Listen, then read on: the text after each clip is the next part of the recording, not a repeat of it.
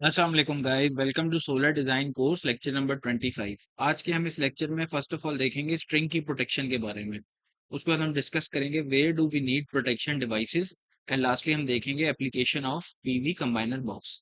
तो सबसे पहले हम देखते हैं स्ट्रिंग प्रोटेक्शन के हवाले से।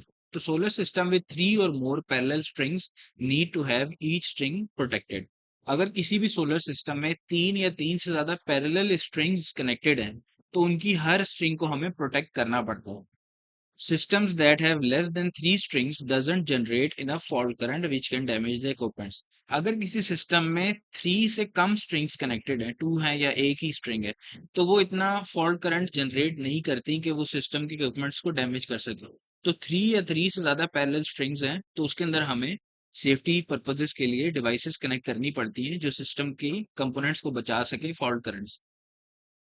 Where three or more parallel strings are connected, we use a fuse to protect it from overcurrent faults. Where do we need protection devices? अब प्रोटेक्शन डिवाइस हमें एक डीसी ब्रेकर चाहिए होता है सोलर पैनल्स और इन्वर्टर्स के बीच में, ताकि अगर सोलर पैनल से कोई ज्यादा करंट जो है फॉल्ट करंट फ्लो करे या कोई शॉर्ट सर्किट हो जाए कुछ हो जाए तो वो इन्वर्टर को सेव कर सके। Another DC breaker between batteries and inverter is also needed. An AC circuit breaker is installed between inverter output and main distribution box.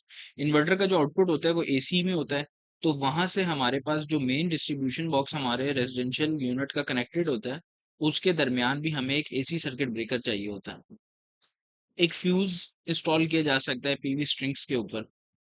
XLP is used for DC cables that are installed outside and for indoor we use PVC, DC and AC cables। तो ये उनकी insulation type हमने define कर दी। अगर outdoor के लिए है तो XLP की यूज होगी, अगर इंडोर की केबल्स हैं तो PVC की यूज होगी। पीवी कंबाइनर बॉक्स की एप्लीकेशन ये है कि when multiple strings are installed in a system we need to combine them to produce one wire for positive and another one for negative.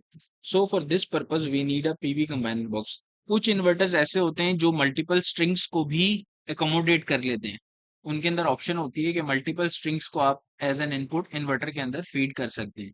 अगर किसी इन्वर्टर के अंदर ऐसी ऑप्शन नहीं है और आपके पास मल्टीपल स्ट्रिंग्स हैं तो आप पीवी कंबाइनर बॉक्स को यूज करेंगे, उनको फिर आपस में इसके अंदर वायरिंग को कनेक्ट कर देते हैं और फिर यहाँ से ही एक पॉजिटिव और एक नेगेटिव वायर जो है वो जाके इन्वर्टर के अंदर इंस्टॉल हो जाती है, तो इसलिए हम पीवी कंबाइनर बॉक्स को यूज करते हैं।